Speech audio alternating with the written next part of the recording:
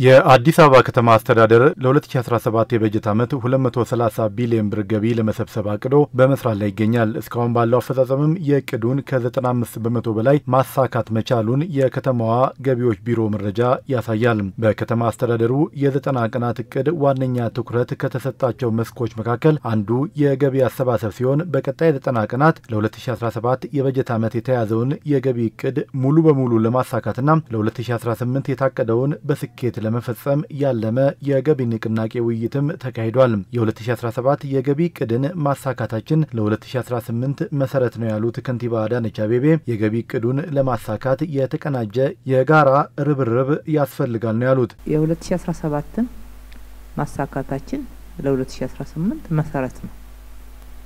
መሰረት ነው በ50% ልዩነት አለው። ትላንትና ካቢኔው ሲያጸድቅ እንደሰማችሁት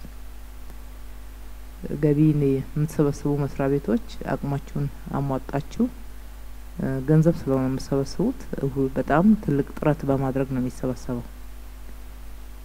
ይሄንን ትልቅ ጥረት ደግሞ በተናጠል ብቻ ሳይሆን አብራችሁ መስራት የሚገባችሁ ተቋሞቻችን በጋራ መስራትን የሚጠይቅ ነው። የከተማ አስተዳደሩ ካቢኔ ለ2018 የበጀት ዓመት የበጀት ጣሪያ 350 ቢሊዮን ብር እንዲሆን መወሰኑን ያስታወሱት ከንቲባዋ ከበጀቱ 71% ለዘላቂ ልማት ፕሮጀክቶች እንዲውል መወሰኑንና ይህንንም ለማሳካት በቁርጠኝነት ሊሰራ እንደሚገባ ነው የተናገሩት። ትላንትና እንግዲህ ካቢኔያችን የ2018 በጀት ጣሪያ 350 ቢሊዮን እንዲሆን ወስኗል። ወደ ምክር ቤት ይተላለፍ ብለን ወሰነናል። ይህንን ስንወስን 71 እጁን አሁንም ለዘላቂ ልማት ለደህንነት ቅነሳ ሰሞኑን ህዝቡን ስናወያይም ከዛ በፊትም በተለያየ መንገድ ህዝብ ሲያነሳው ለነበረው ጥያቄ ምላሽ ሊሰጡ የሚችሉ አገልግሎቶችና አቅርቦቶችን መጨመር ላይ ትኩረት አድርገን የምንሰራበት ነው ያደረግነው። 71 እጁን የኛ አስተዳደራዊ ስራ አጠቃላይ ለሰራተኞቻችን ደሞዝም ከፍለን ወደ 29 እጅ ነው ከዚህ ውስጥ የሚውለው 29 እጅ ነው የሚውለው። ይሄንን ለማድረግ የወሰነ አመራር ትልቅ ብሬክ ስሩ ነው። ራሳችንም ላይ ነው የወሰነው። በከፍተኛ ቁጠባ ስራችንን እንሰራለን። ዘላቂ ልማት እንዲሳካ ደግሞ የምንችለውን ሁሉ ጥረት አድርገን እናሳካለን ብለን የወሰነው ውሳኔ ነው።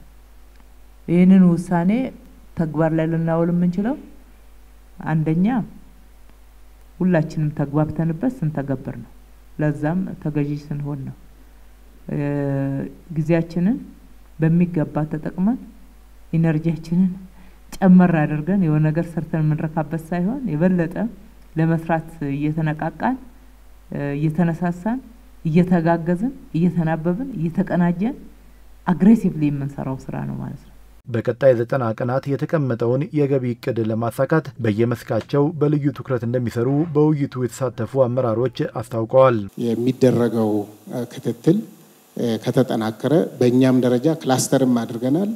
ክፍለ ከተሞችን አመራር ተከፋፍለን እየተከታተልን ነው የምንገኘው።